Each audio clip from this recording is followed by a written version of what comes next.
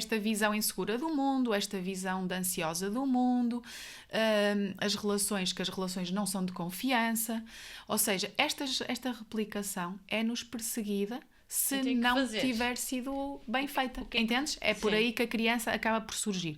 Uma criança com uma boa vinculação e etc, das coisas que estava a dizer, dos processos, normalmente não chateia. Isso é uma bela questão. Isso é uma bela questão. Olá, bem-vindos a mais um episódio do podcast Bela Questão. O meu nome é Amália Carvalho e o podcast Bela Questão fala sobre inteligência emocional, desenvolvimento pessoal, também fala sobre saúde mental e hoje vamos trazer aqui este tema com uma bela questão.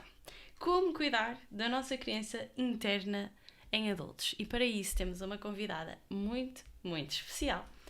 É a Joana Vitória Silva e é médica psiquiatra e é uma grande oportunidade para nós para desmistificarmos um pouco a área da psiquiatria e é uma excelente oportunidade para descobrirmos mais sobre esta bela questão. Então, sem mais demoras, bem-vinda, Joana. Muito obrigada por teres aceitado este convite. Olá, Amália. Olha, eu é que agradeço. Acho que é assim a primeira vez, das primeiras vezes que isto me acontece e acho que é excelente. É uma oportunidade muito boa de falarmos um bocadinho, assim de uma forma mais informal, ainda que há aqui imensas regras e luzes e tudo. mas sim, acho que é muito oportuno até. Vai ser uma bela conversa, a ideia é mesmo essa. E começava primeiro pelas apresentações. Quem é que é a Joana? Como é que eu a conheci? Eu conheci a Joana porque ela é amiga e houve uma altura em que estávamos num jantar e realmente fascinou-me muito o facto dela ter referido que fazia crochê.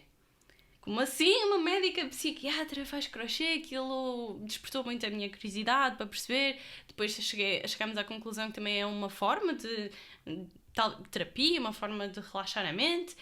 E daí começámos a pensar fazer este episódio e cá estamos. A Joana trabalha em psiquiatria geral há 8 anos, incluindo os 5 de especialização. E agora, como eu sempre gosto de passar a bola aos convidados nesta fase inicial para que eles também se apresentem, pedia-te para tu dar-nos mais detalhes, quem é a Joana, coisas que seja importante nós sabemos sobre ti, antes de começarmos com a nossa bela questão. Ok, muito bem. Então, meu nome é Joana, tenho 34 anos, sou assim da colheita melhor, que é a colheita de 87. 87, sim, e eu sinto-me de Guimarães, eu sou de Guimarães, não posso esconder o meu sotaque e, portanto, foi lá que cresci, que me tornei criança, adolescente, que depois fui para a faculdade para Coimbra e aí talvez me tenha tornado mais mulher, mais adulta, mas efetivamente eu nasci em Évora. Tem uma costela alentejana. É verdade. Ou seja, sou uma alentejana, vimaranense, mas que agora sou muito matosinhense, porque entretanto identifiquei-me imenso com a cidade e é lá que moro hoje em dia. Todo o contacto com o mar, todo o ambiente que Matosinhos tem efetivamente de exercício físico à beira-mar, de caminhadas à beira-mar, passear a cadela à beira-mar, tudo foi muito apelativo para eu efetivamente depois me instalar lá. E ao fazer este micro resumo, acabei já por falar da minha cadela, que efetivamente é muito importante e me permite nos passeios com ela um contacto enorme com a praia de Matosinhos, com a beira, não é, da praia, o passeio de Matosinhos, que é um sítio onde também procuro caminhar imenso com as minhas amigas, ao fim do dia, vamos lá, caminhar conversamos. À beira-mar, qualquer coisa terapêutica. Sim, olha, e depois é uma coisa que estamos sempre a ver, acabamos por olhar para as casas, para os jardins, para tudo, sabes? Vamos sempre muito em contacto com tudo o que nos está a acontecer, não há cá fones, não há cá nada disso. E é muito bom. É ali um momento em que caminho, vejo o mar, vejo as pessoas à minha volta, porque aquilo é uma zona muito, muito, como já disse, muito jovem, muito exercício físico, muitos cães a passear. Então está tudo ali a acontecer de zero stress.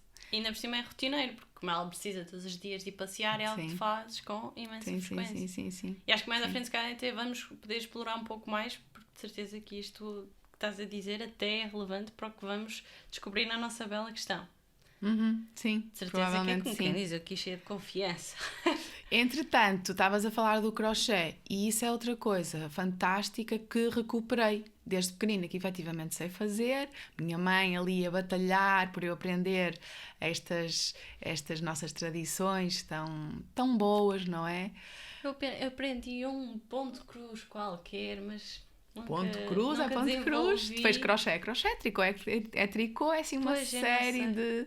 Não sei qual é que foi o ponto que eu Sim. aprendi, honestamente. Sim, olha, e sendo psiquiatra, não posso negar que sei que o crochê tem por base, efetivamente, ou seja, hoje em dia podemos lhe dar um nome, tem por base muito a teoria do mindfulness e de estarmos com uma atenção plena e dirigida giro. ao trabalho. Sim, sim, E sim. já existe mesmo pessoas que Existe. estudam essa Imagina, relação? uma amiga minha que eu ensinei crochê, a quem eu ensinei, que até aos 30 não sabia, e isso acho que também é muito habitual, interessou-se, ofereceu-me um livro, efetivamente ela também é da área da psiquiatria, ofereceu-me um livro que eu desconhecia, que era o Mindfulness do crochê.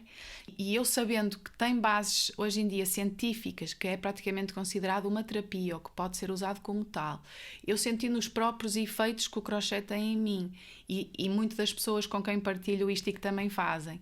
E depois o trabalho que efetivamente sai do crochê, que é eu poder presentear pessoas que gosto com coisas que eu faço. É E incrível. são muito giras. Por exemplo, tops de verão, são lindos. Sim. Gorros. Sim, depois adaptei um bocadinho para a estação do ano. Gorros, cascol, fiz uns coletes, De fitas. desporto, ou Sim, sim, sim, simplesmente sim. fitas. Sim. Muito giro. Sim. Porque Olha. não é só o fazer o crochê por fazer, Nada, depois nada, sai um claro. produto que ainda é mais interessante. E olha, e é o escolher o ponto, escolher a cor, vais à loja, falas com a senhora da loja. O ponto marroquino, o crochê marroquino é maravilhoso, acho que é o mais bonito, é muito trabalhado. Eu não gosto tanto porque eu gosto de despachar o trabalho e de sentir que o fiz e que está logo pronto. Isso depois depende de pessoa para pessoa. Se queres fazer coisas mais pequeninas, se queres fazer uma manta gigante que te demora 2 meses, depende da tua... quase da tolerância à frustração, Pois. que é, depois Primeiro entra agora que com se estes acaba. termos aqui mais de psiquiatria, mas sim, é uma coisa que gosto imenso. Olha, fantástico. Possivelmente voltamos ao crochê mais à frente. Sim.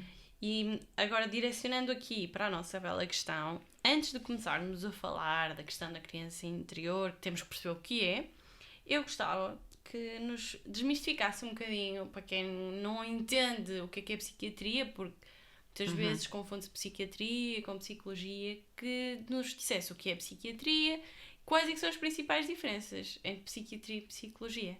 Ok, claro. Assim, muito rapidamente, claro. só para termos todos o mesmo entendimento. Olha, é a pergunta que me fazem mais vezes. É a pergunta. Então essa não sei se é para bela É, questão. não, mas e eu acho que as pessoas têm imensa dúvida e é muito legítimo, porque, quer dizer, qual é a fronteira de uma com a outra? E eu acho, e cada vez mais acho, e cada vez mais já percebi que doentes referenciar para a psicologia e quais os ainda têm que ficar comigo um bocadinho mais tempo até conseguirem aceder à psicologia. E portanto, isso é uma coisa, é uma questão, é uma ótima questão, é uma bela questão. Uma bela questão. É efetivamente, porque imagina, todos nós temos a nossa maneira de ser, todos nós nascemos com o nosso temperamento, há bebés mais chorões, há bebés mais tranquilos, portanto, já há um feitio de base, que é que se chama mesmo temperamento, depois a gente vai sendo moldados e tudo mais, e adquirimos a nossa maneira de ser, a nossa personalidade, que fica formada, teoricamente, aos 18 anos, tens a tua personalidade formada. E o que é que acontece? A psicologia trata pessoas, provavelmente, não doentes, ou seja, que não têm nenhum diagnóstico, que não têm nenhuma perturbação que as torne de tal forma disfuncionais que seja preciso considerar doença, perturbação. Ou seja, a fronteira, eu diria que é um pouco essa, ou seja, uma pessoa funcional, moderadamente funcional, precisa de trabalhar processos internos, precisa de moldar a maneira de ser, precisa de moldar os seus comportamentos e a sua relação com os outros, vai para a psicologia. A pessoa tem motivação, que é fundamental, tem uma motivação interna, tem uma vontade de mudar interna, e não porque a mãe ou o pai ou o namorado lhe disseram que ela tem que mudar. Portanto, aí está um bocadinho... Está enviesado aí um bocadinho depois o processo terapêutico.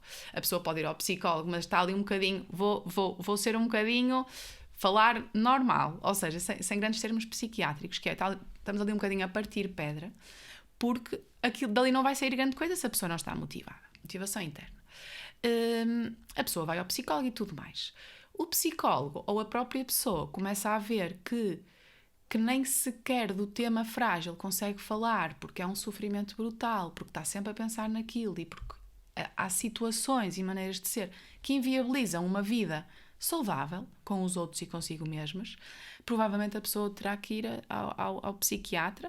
Podem já estar envolvidos processos neuronais e fisiológicos que são passíveis de alterar rapidamente, mais ou menos, com medicação. Portanto, não quer dizer que a pessoa não volte para o psicólogo para continuar a trabalhar o seu interior. Agora, há momentos de cisão com o mundo em que a pessoa tem que se tratar, não é? Então, no caso da psiquiatria, é quando há uma necessidade de algum tipo de intervenção mais de receitas médicas, mais farmacológica. Imagina, o psiquiatra obviamente tem um papel fundamental logo a partir do estabelecer da relação terapêutica. Nós costumamos dizer que a relação terapêutica de confiança que se estabelece é já de si terapêutica, por isso se chama assim. A relação médico-doente pode já de si ser curativa, ser terapêutica. Há umas estimativas em que 60% de grande parte dos doentes que vêm ao psiquiatra, 60% do tratamento pode ser conseguido através da relação terapêutica, da relação de confiança. 60% é mais de metade, é muito exatamente, é incrível. Claro que não todas as patologias, porque há umas mais endógenas do que outras, há umas que fazem mais parte, quase orgânicas, do que outras. Umas são mais do processo mental, mais do ponto de vista de depressões ou ansiedade, outras mais graves, que a relação terapêutica é importante para a continuidade do tratamento e não para a cura da situação, porque é demasiado grave, mas efetivamente, imagina, o psiquiatra, através da tal relação terapêutica, ajuda logo, ou seja, acaba por intervir logo na parte de tratamento. Depois também há uma certa psicoterapia de apoio e tudo mais, mas imagina, uma consulta de psiquiatria tem um certo tempo, não é infinita, não são 2-3 horas e, portanto, tem que ser mais dirigida, mais objetiva também, como qualquer especialidade médica. Do que uma consulta de psicologia? Em princípio são. Que depois vai de pessoa para pessoa e da forma como queres trabalhar, mas sim, normalmente um bocadinho mais curtas e seguem o modelo médico, que é o chamado modelo médico, que é tens uns sintomas, agrupas num diagnóstico e o diagnóstico tem um tratamento. É mais, ou seja, é como se fosse, imagina, tens uma dor de estômago, contas como é que são os teus sintomas ao médico, o médico faz um diagnóstico, pede-te exames se forem precisos e depois faz-te um tratamento. Ou seja, o psiquiatra é médico, segue o modelo médico. É aí que preciso esclarecer. O psicólogo é de uma maneira totalmente diferente. São tratamentos que preferencialmente deviam ter uma constância de semanal, imagina, inicialmente semanal, quinzenal, mensal, mas que deviam ser prolongados no tempo. As pessoas não precisam de ficar toda a vida, grande parte delas, a ser seguida num psiquiatra, por mais que tenham essa ideia. Num psiquiatra ou num psicólogo? Num psiquiatra, ou seja, num psicólogo, sim, é uma coisa muito mais a longo prazo. Okay. Ou devia ser, ou seja, se calhar estou a falar um bocadinho do que devia ser, okay, e do que muitas vezes não acontece. As pessoas acham que por irem a um psiquiatra vão ficar encharcadas de medicação e vão ter que ser seguidas toda a vida. Exato. E isso não é total. Isso é um mito. Isso é zero verdade da psiquiatria de hoje em dia. A psicologia, eu diria que é precisamente ao contrário. Tem que se ir mais vezes e durante mais tempo. Gostei muito desta forma tão simples como tu distinguiste as duas áreas e como mostras que ambas, não é? Elas quase coexistem. Claro que sim. Estão muito próximas uma da outra. Muito interessante. E temos que entrar aqui na nossa bela questão, porque a área da saúde mental é enorme, podíamos falar de imensa coisa, mas nós escolhemos esta bela questão de como cuidar da nossa criança interna em adultos, porque estávamos a conversar, a preparar o episódio e a Joana disse algo que fez aquele clique, que é, sim, até aos 3 anos de idade são fundamentais para a ativação das nossas emoções e da regulação emocional. Pronto, isto dito pelas minhas palavras e agora vamos perceber de uma forma mais esclarecida pelas tuas palavras, Joana.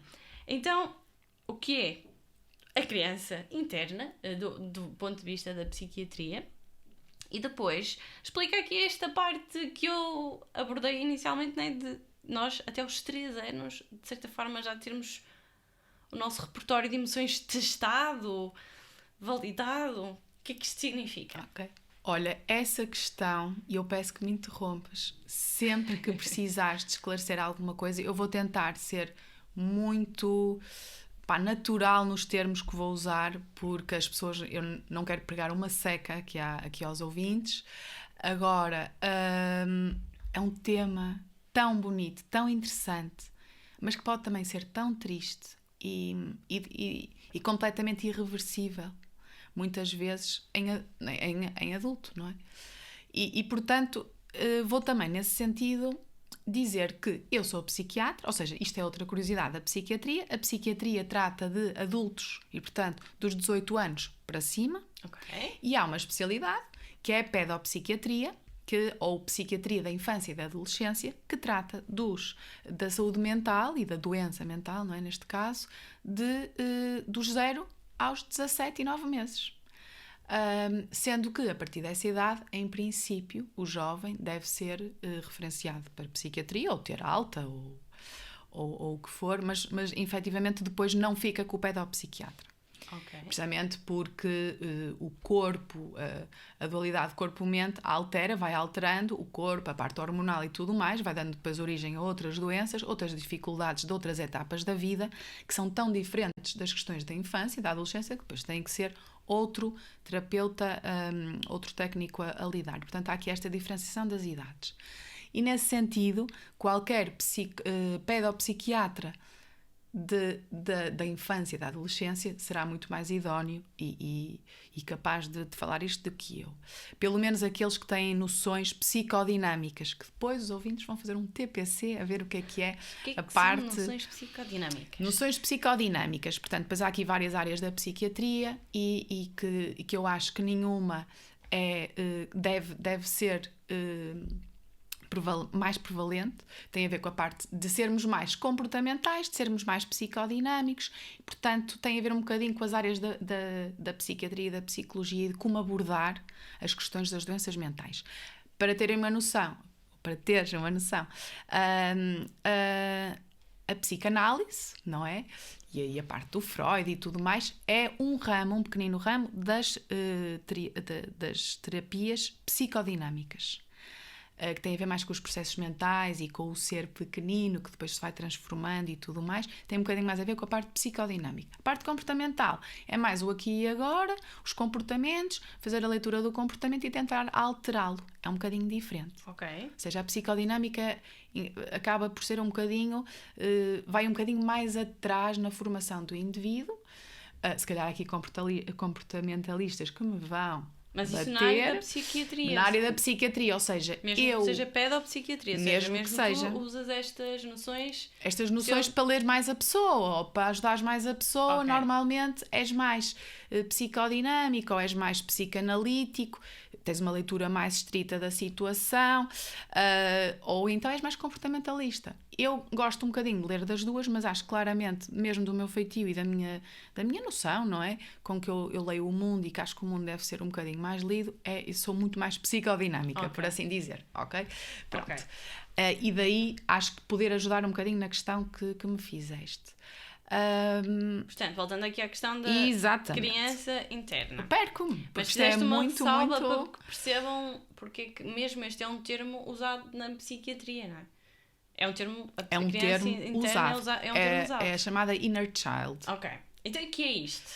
Olha, a inner child, ok, é a nossa criança interna, é o nosso eu pequenino que nós levamos assim de mão dada, às vezes vai abraçada e pegada às nossas costas, e que não deveria ser tanto assim, como já vou explicar a seguir, mas efetivamente são as nossas primeiras relações parentais, não é? As nossas relações preferenciais com os nossos cuidadores, portanto, são as nossas primeiras visões do mundo, é a nossa forma de como o mundo nos foi pela primeira vez e nos primeiros anos de vida apresentado, e essa forma, tendencialmente, quer dizer, acompanha-nos, é levada por um bebezinho que vai sempre connosco, que nos acompanha toda a vida. Toda a vida, mais umas pessoas, toda a vida menos a outras. Portanto, mas antes de falar dessa presença do eu pequenino na vida adulta, gostava só de ainda pôr um bocadinho o foco nesses primeiros anos de vida que estavas a falar e que também falámos e que eu acho que despertaram-te muito o interesse. Que é o seguinte: tu nasces, era como eu estava a dizer há bocadinho, tu nasces selvagem, vá lá, como diz a música, nasces mesmo, sabes? Nasces com uma base, com um temperamento, com uma forma preferencial. Eu uso muito a palavra preferencial porque isto não é uma leitura concreta e objetiva de tudo, não é? Mas tu nasces com uma maneira de ser que depois te é moldada pelos teus pais, ou seja, tu tens aqueles pais, não tiveste outros, não é? E esses pais vão-te apresentando o mundo da forma que eles também conhecem e da forma que também lhes foi apresentada pelos pais deles e que os pais deles apresentaram. Por isso é que muitas vezes há nas famílias certas formas de ver o mundo que acabam por se perpetuar. E comportamentos. Padrões. Estava agora já a pensar, e a propósito muito do que se tem falado dos últimos dias, da parte das agressões e da parte, não é? Da parte da violência doméstica, que hoje em dia é tão falada. Há padrões familiares que são carraças que ali ficam na família, que se perpetuam, e esses padrões precisamente são aprendidos aos 3, 4 anos de vida, não são aprendidos só em adulto, não é? Ele nunca foi assim, não, ele já era assim, a pessoa é que não viu, portanto... E já agora, porque é que é tão importante nós sabermos isto? Ou seja, porque o que é que tu achas que nos pode beneficiar nós termos mais conhecimento sobre este impacto que os nossos primeiros 3 anos tiveram em nós? Porque é que isso é para uma pessoa comum que nunca tinha ouvido falar sobre isto, de que forma que isto já pode ajudar? Ou será que já sou eu a ser muito otimista e não é isto que vai ajudar? Ok, olha, como é que, ou seja, para que é que serve saber? Ele nunca foi assim, não, ele já era assim, a pessoa é que não viu, portanto... E já agora, porque é que é tão importante nós sabermos isto? Ou seja, porque o que é que tu achas que nos pode beneficiar nós termos mais conhecimento sobre este impacto que os nossos primeiros 3 anos tiveram em nós?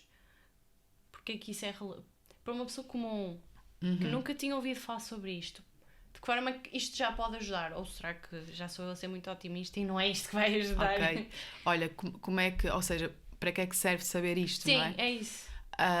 Olha, enquanto pais e enquanto futuras mães que podemos vir a ser, e enquanto futuros pais, futuros tios, futuros familiares de crianças, ou presentemente familiares, acho que é fundamental perceber o impacto que o nosso comportamento tem numa criança.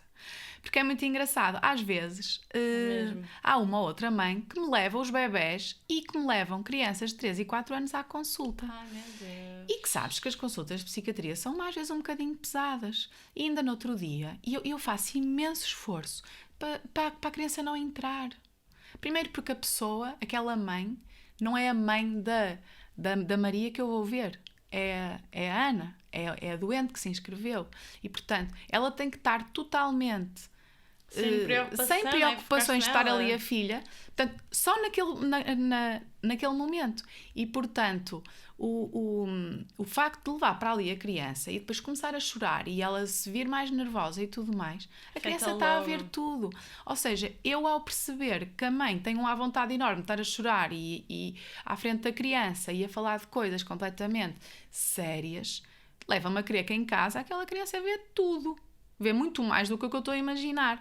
Ou seja, é importante perceber que as crianças são umas esponjas desde os 0 anos. Em particular até aos 3, 4? Sim, imagina, a criança não não percebe o conteúdo, porque ainda nem português percebe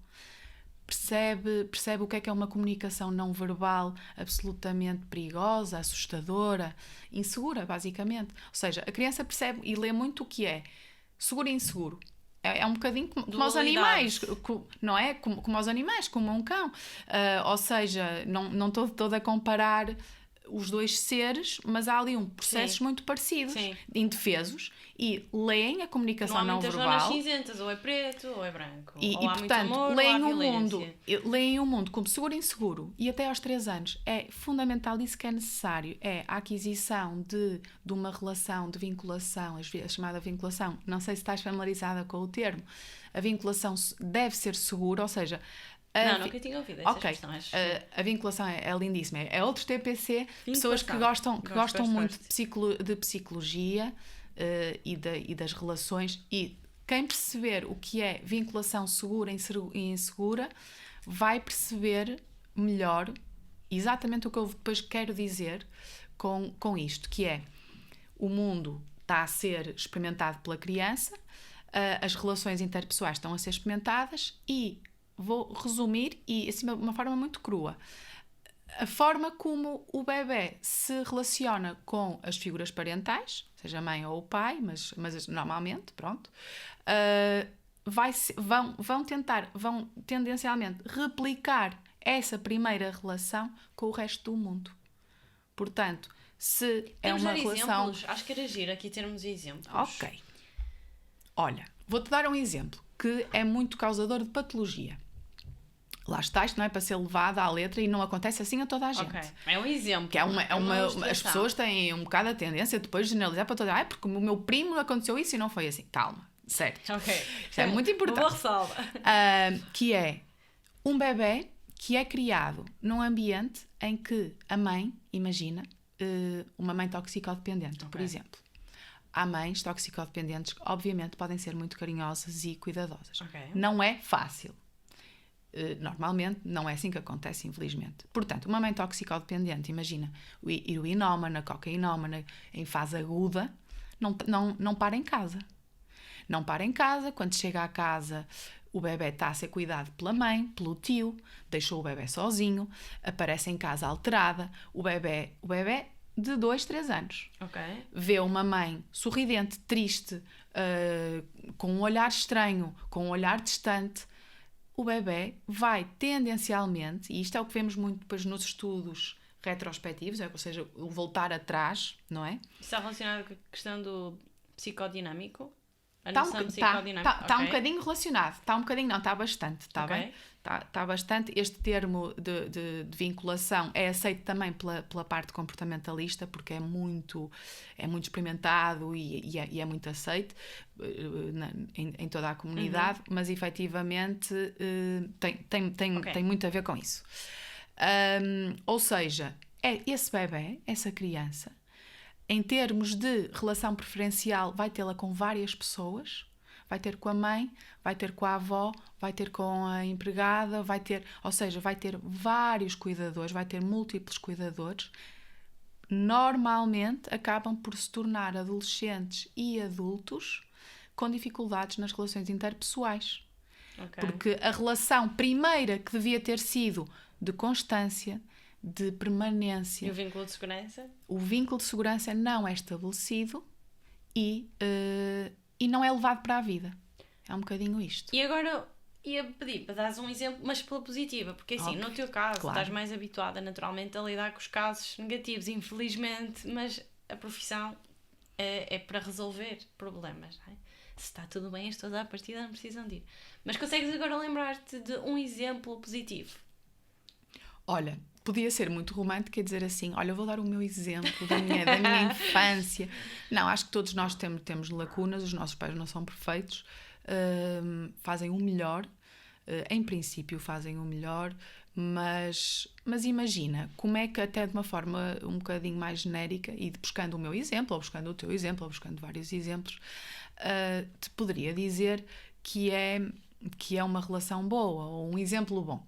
Olha, um exemplo bom é termos pais com tempo para os filhos, pais que, claro, possam trabalhar para dar um conforto aos filhos, mas que tenham tempo para eles e que consigam chegar a um certo ponto e dizer: não posso trabalhar mais porque o dinheiro que eu estou a ganhar é para pagar para um motorista ou para quem for, ou para o ATL, cuidar dos meus filhos, e eu posso não ganhar este dinheiro e ir buscá-los eu.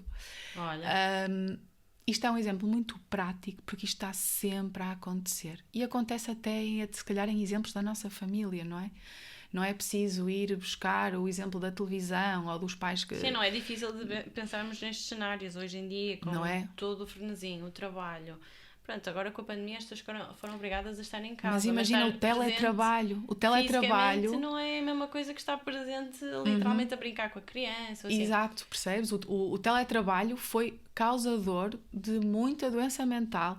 Pessoas que nunca tinham ido ao psiquiatra, recebi imensos. Todos os meus colegas referenciam isso. Há imensos novos casos. Principais causas, assim, muito Olha, rapidamente, que é para não desviarmos claro, muito da nossa bela questão. principais causas de burnout, de conflitos familiares, ansiedade, porque as pessoas, a diferenciação, e isto também tem um bocadinho a ver com a minha história atual, que é a diferenciação trabalho, vida privada, vida pessoal, está totalmente emaranhada.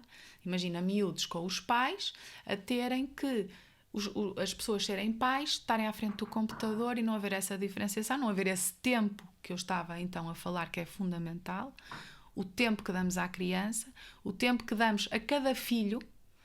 Aquela coisa de fazer tudo igual para todos os filhos, isso não funciona, isso não é justo, porque os filhos não são todos iguais, não têm as mesmas necessidades. De forma igual, estás a tratá-los de forma diferente. Claro que sim. E, portanto, é fundamental ter tempo, para estares bem e para dares um comportamento. Quase seres aqui, também o conceito de neurónio espelho, o teu filho olhar para ti, para os teus comportamentos e replicá-los. Boa. Não é? Os bebés não aprendem a dizer palavrões sozinhos. Não é? Não aprendem a bater sozinhos. Não aprendem. Eles a criança replicam. não nasce com estes traços de caráter e de comportamento agressivos. Eu acho Não isso é? muito interessante. E nós estávamos a falar antes do episódio como é que nós agora conseguimos transpor não só para quem vai ser pai ou para quem é pai ou mãe, mas também agora para quem já está em adulto, como é que com este conhecimento ou tendo esta maior consciência de como a criança interior afeta depois os seus padrões comportamentais em adulto, funciona.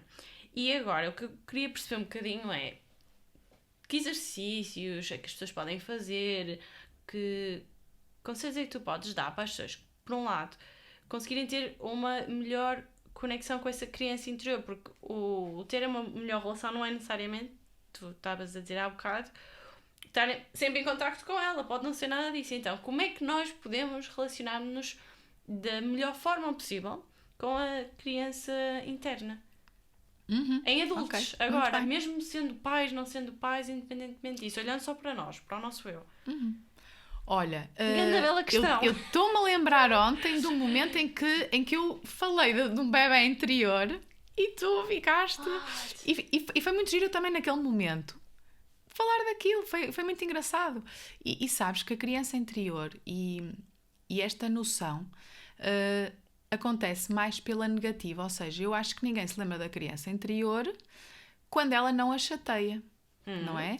Ou seja, uma infância e uma adolescência, mas estamos a falar da infância, não é? Daqueles três anos mais importantes na minha visão, aqueles 3 primeiros anos, em que tem que ser apresentado então o tal mundo seguro, não é? Para a criança poder explorar e estar à vontade com isso. A criança interior, a nossa criança interna, pode ser muito incomodativa quando algo não corre tão bem, quando algo correu menos bem, quando algo correu pior na nossa infância e na nossa formação psíquica. Ou seja, até aos 0, 3, 0, 4, claro que isto não é totalmente rígido, isto da idade, mas naqueles primeiros anos, se algo não corre tão bem, se não é estabelecida uma vinculação segura, se não é feita uma boa regulação emocional, se não é feito, vou agora dizer uma coisa assim mais muito, muito técnica, se não é feito um bom processo de separação e individuação da criança, acontece que a Isso é o criança...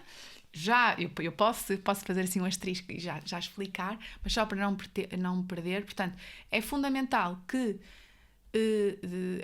é fundamental não, quer dizer, se isso não acontece, se isso é pesado, se isso não é bem feito, se isso não é conseguido, esses pontos que falei, a criança vai acompanhando, porque a criança não fica segura no mundo, a criança não está segura nas relações e, portanto, vai tendencialmente a replicar esses comportamentos. replicar esta visão insegura do mundo, esta visão ansiosa do mundo, que as relações não são de confiança, ou seja, esta replicação é-nos perseguida se não tiver sido bem feita, entendes? É por aí que a criança acaba por surgir.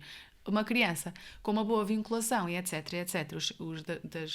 das coisas que estava a dizer, dos processos, normalmente não chateia. A pessoa até nem se lembra de fazer uma psicoterapia ou de ir ao psiquiatra se depois precisar, entendes? Ou seja, ela aparece quando ela não está bem.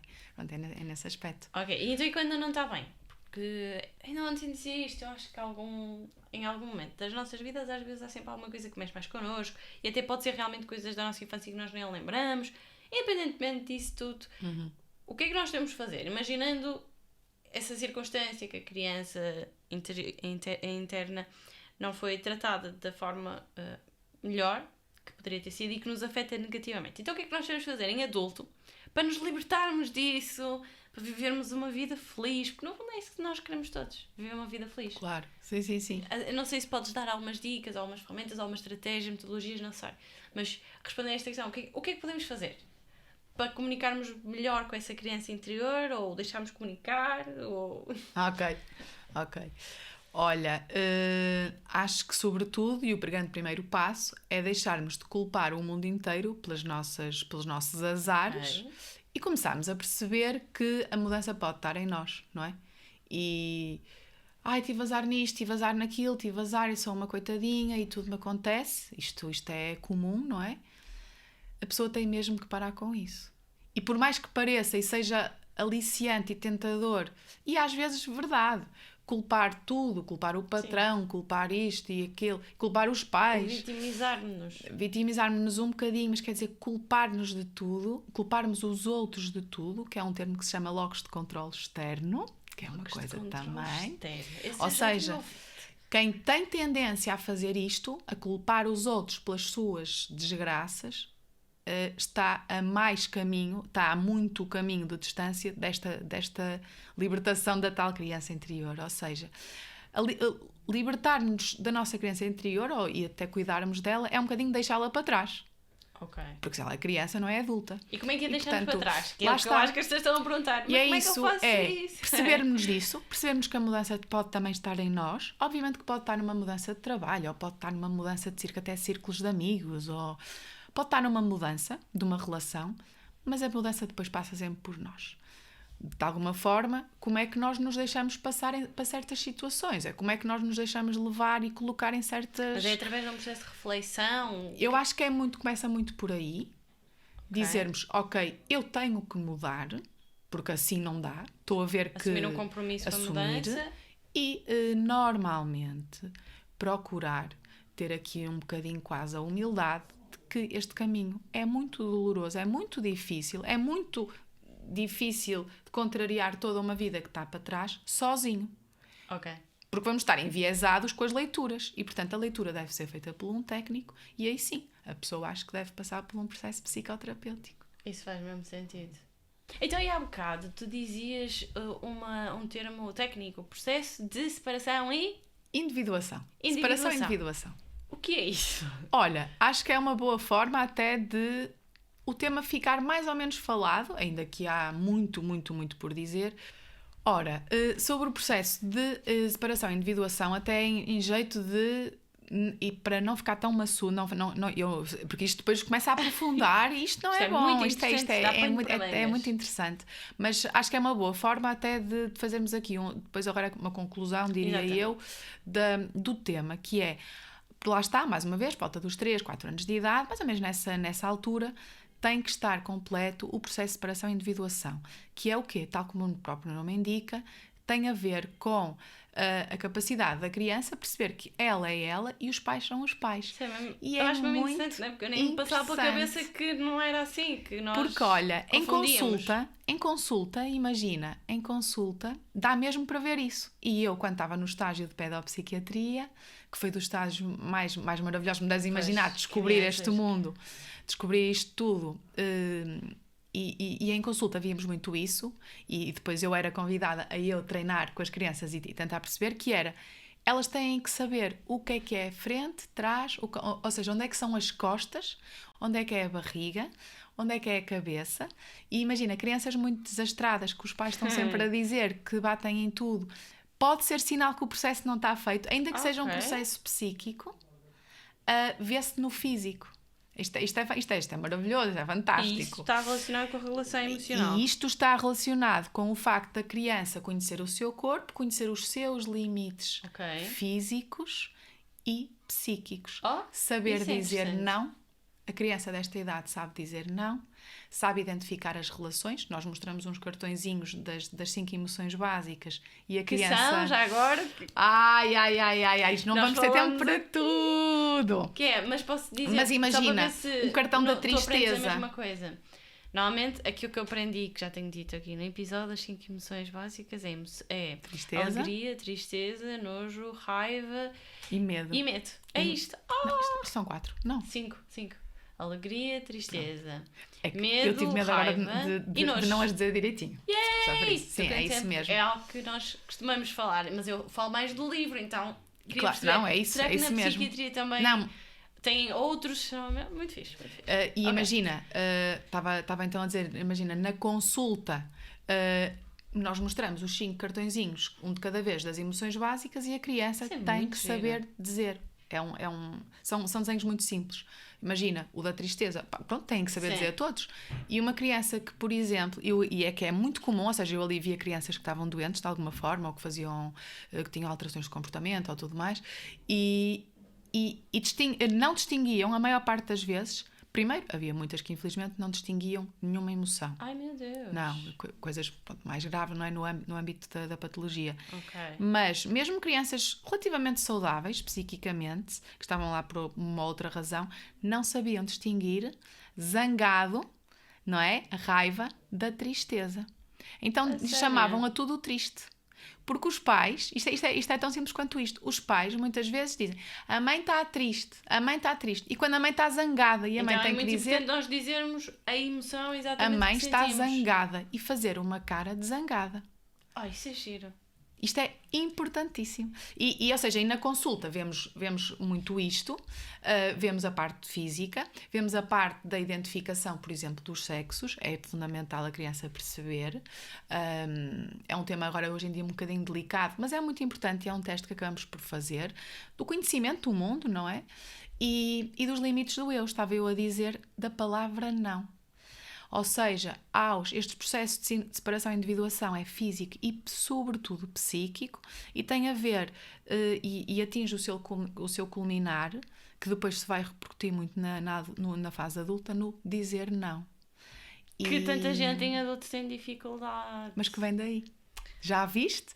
Vem daí. Isto é a sério. Isto é um mundo. É pesado, é um tema pesado, porque eu lido mais com a parte pesada Pois, da situação. exato. E às vezes vejo muitas vezes nos meus doentes e esta pessoa não sabe dizer não. E não é dizer não de hoje. Não sabe dizer não desde os 2 anos, 3 anos de idade. É difícil Nunca soube. dizer não. E é interessante percebermos que isso já vem mesmo da infância. Sim. E eu acho que aqui o que é válido, ok, nós já não podemos voltar atrás, nós não podemos mudar o que aconteceu. Mas tendo esta consciência e autoconhecimento que eu acabo por defender muito, né, sempre conseguimos agora mudar, que era o que estavas a dizer há bocado. Não ficámos agora vítimas de um passado inalterável. Não, Sim. ok, podemos mudar agora. Será que eu consigo dizer que não facilmente, sim ou não? E fazer essa reflexão e tentar aplicar depois na Porque vida é que eu real. não consigo dizer que não? Perceber o porquê. Porquê? Não é? Porquê? E depois, mas mudar, não ficarmos a achar que, ok, não consigo, que aconteceu assim no passado e a partir de agora vai ser sempre assim a minha vida. Não, É isso, é muito isso. conseguimos mudar, não é? É muito isso e é muito por aí mesmo. Olha, fantástico. Gostava só que resumisses agora, assim, numa frase ou muito rapidamente, a resposta à bela questão. Resumindo, tudo. que é para passarmos para a próxima secção. Como cuidar da nossa criança interna em adultos? O que é que tu dirias de forma assim mesmo sucinta? Olha, é aceitá-la, assumi-la, ver que ela existe e libertar-nos dela, através, provavelmente, a clara aquisição de hábitos de vida saudáveis e tudo mais, de relações saudáveis, mas sobretudo através, e muito provavelmente necessário, de um processo psicoterapêutico.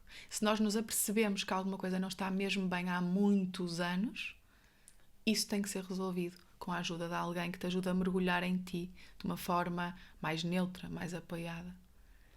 Olha, gostei. Acho que este é um tema mesmo interessante. Acho que se as pessoas também tiverem questões, de alguma forma o Bela Questão vai fazer uma ponte e eventualmente tu até poderás responder questões Claro que possam que sim, surgir, sobretudo claro no que Instagram. Se ainda não segues, tu que nos estás a ouvir o Instagram, segue. Faz lá questões, se tiveres alguma curiosidade na sequência deste episódio. Eu passava agora à segunda fase, à fase da roleta de belas questões, que também nos dá a conhecer um pouco melhor sobre ti. Aqui a diferença é que não sou eu que escolho estas belas questões, serão 3, é um bocado imprevisível. E com estas respostas nós ficamos a conhecer um pouco melhor das tuas estratégias, da tua forma de estar. Vou-te pedir para pedires um número de 35 a 100. 50. 50. Quem é que são as 3 pessoas que mais te têm elevado nos últimos anos? Eu vou arranjar inimigos, porque só posso dizer 3. Olha, quem é que me tem elevado nos últimos anos? Tem-me elevado a minha psicoterapeuta, tem-me elevado o meu namorado, tem-me elevado... Agora, é muito difícil, porque depois vem a minha família e vêm todas as minhas amigas. E isto é muito, muito difícil. Mas olha, vou-te dizer, tem-me levado o meu irmão, que tem menos 10 anos que eu. Riqueza. Olha, espero que eles ouçam este episódio. Ai, ele Então, vai se rir e vai dizer que eu sou uma lamechas. Não vai perceber nada. Ele se calhar vai perceber. Como isto é de perguntas rápidas, não vamos explorar, portanto vou-te pedir outro número. 37.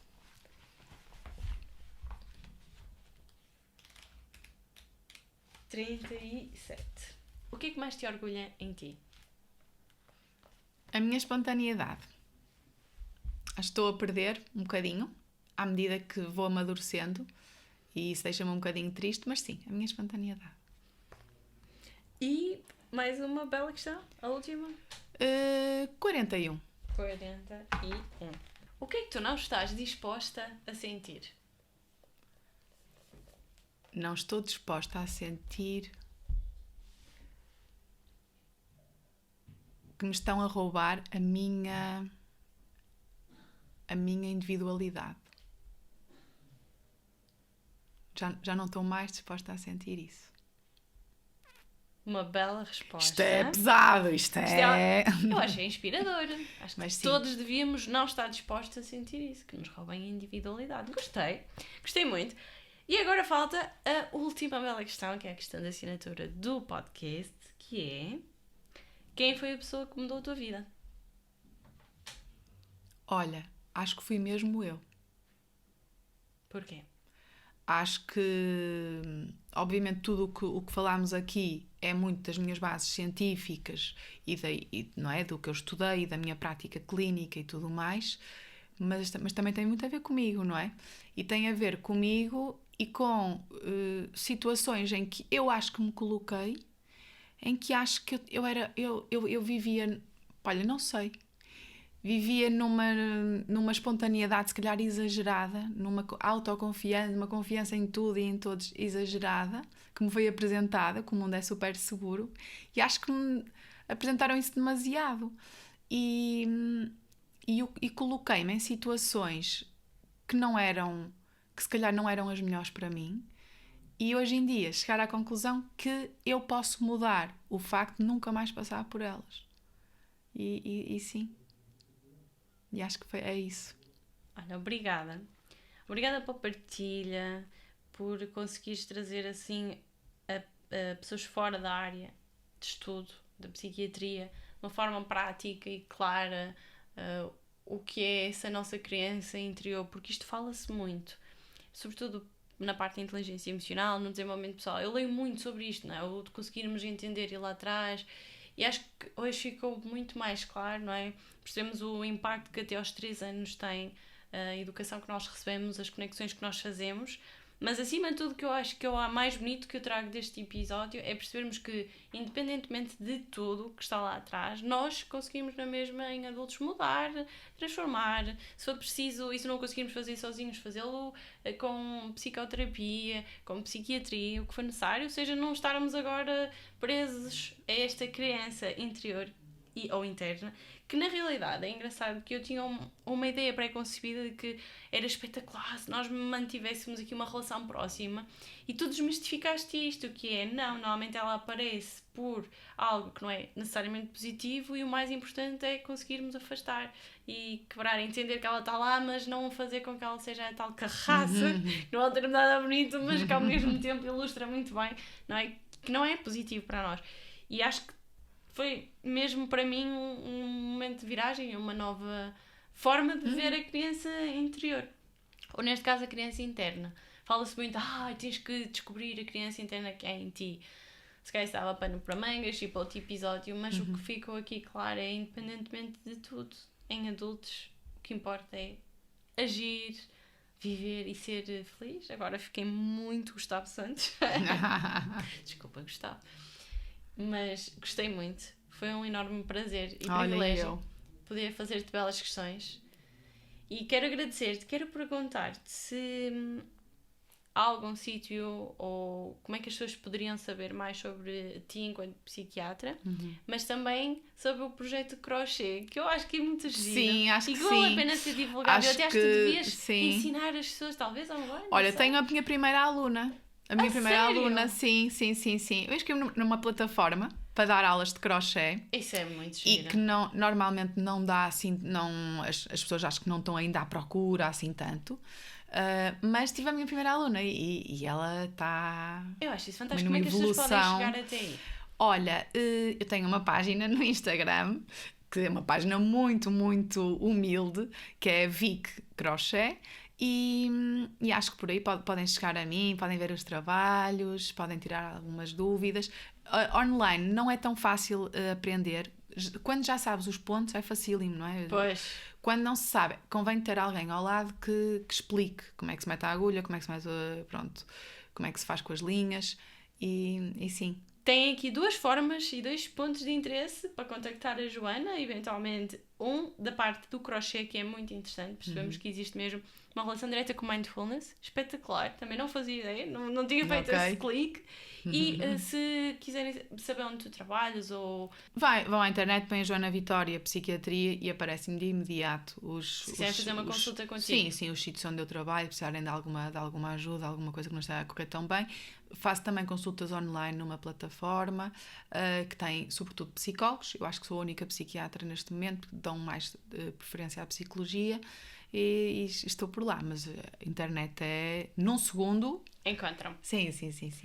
Muito obrigada. Obrigada a eu, mesmo, do fundo do meu coração. Eu gostei imenso. Gostei muito desta conversa. Foi mesmo para mim explorar esta curiosidade que eu tenho pelo tema e espero que tenha sido muito útil para quem nos está a ouvir. Espero que tu, agora, falando de ti que nos estás a ouvir, que tenhas gostado, que tenhas aprendido algo novo e que nos dês feedback. O que é que tu achaste? Se tiveres alguma questão, pergunta. Eu faço aqui a ligação com a Joana.